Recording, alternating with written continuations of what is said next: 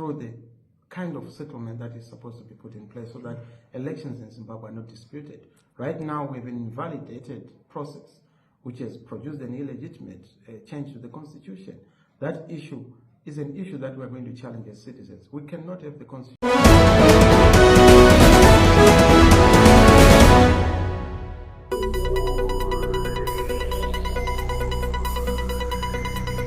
mazvinzwa mburi yezimbabwe vaNelson Chamisa avo vakanga vari muLondon zvichitevera kulenda kwavakaita nezuro uko vari kusangana nevatsigiri vavo pasi peurongwa hwefundraising yavari kuita apo vakatarisana nekuloncha a new political party yavari kutaura kuti iri kuuya manje sekutaura kwavakazviita mazuva adarika aya kuti chapwati chichapwatika, chapwati chiri kuuya. Panapa vanonzwika vachitaura mashoko ekupesana nezvakaitwa nehurumende yavaEmmerson Mnangagwa zvekuamenda constitution yenyika.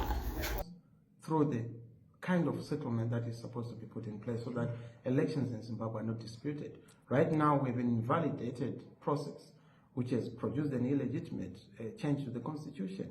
That issue is an issue that we are going to challenge as citizens. We cannot have the constitution being amended and the will of the people being amended without us.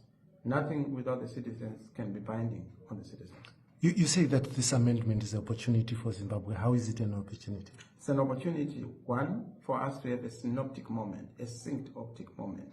We must see things together to say we have a common problem and a common challenge. It's the threat to governance and we must fix it. But number two, it's also fundamental because it's a mobilizational moment. We must be able to then come together, mobilize each other and say enough is enough. We can't accept a situation whereby somebody extends their own term of office when actually the original term is illegal. That's what Mr. Mnangagwa is trying to do. We can't accept that. We are the citizens. Do you have power to change this? More than we have power, because Mr. Mnangagwa's power is our power. Any person who is in government is in power because of the power of the citizens, whether legitimately or illegitimately, like in the case of Mr. Mnangagwa, illegitimately. So the citizens have the power, and we have that power.